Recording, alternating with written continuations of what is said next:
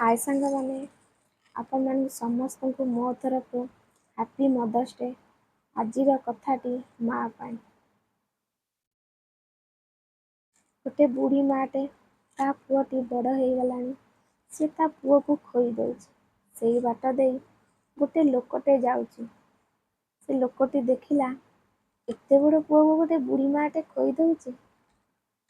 ସେ ଲୋକଟି ବୁଢ଼ୀ ମାକୁ ପଚାରିଲା, ଆଲୋ ବୁଢ଼ୀ ମା, ତୋ ପୁଅ ତ ଏତେ ବଡ଼ ହେଲାଣି, ତୁ ତୋ ପୁଅକୁ ନିଜ ହାତରେ ଖୋଇ ଦେଉଛୁ, ତୋ ପୁଅ ନିଜେ ଖାଉନି? ବୁଢ଼ୀ ମାଟି କହୁଛି, ଇଏ ହେଉଛି ମୋ ଭାଗ୍ୟ। ସେ ଲୋକଟି ବୁଝିପାରିଲାନି। ଆଲୋ ବୁଢ଼ୀ ମା, ଇଏ ତୋ ଭାଗ୍ୟ, ତୁ ବୁଢ଼ୀ ହେଲୁଣୁ, ପୁଅଟିକି ଖୋଇ ଦେଉଛୁ, ତୋ ଭାଗ୍ୟ। ବୁଢ଼ୀ ମା ସେଇଠୁ କହିଲା, ଯେତେବେଳେ ବାପ ମା ବୁଢ଼ା ହେଇଯାଆନ୍ତି, ସେତେବେଳେ ପୁଅମାନେ ବାପ ମା ହାତରୁ ଖାଇବା ପାଇଁ ଏବେ ଘୃଣା କରୁଛନ୍ତି।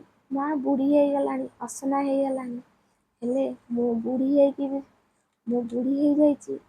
ମୋ ଚମ ଧୁଡ଼ଧୁଡ଼ ହେଇଯାଇଛି, ତଥାପି ମୋ ପୁଅ ମୋ ହାତରୁ ଖାଇବା ପାଇଁ ଖୁସି ପାଉଛି। ଏଇଟା ମୋ ସୌଭାଗ୍ୟ ନୁହେଁ ଆଉ କ'ଣ?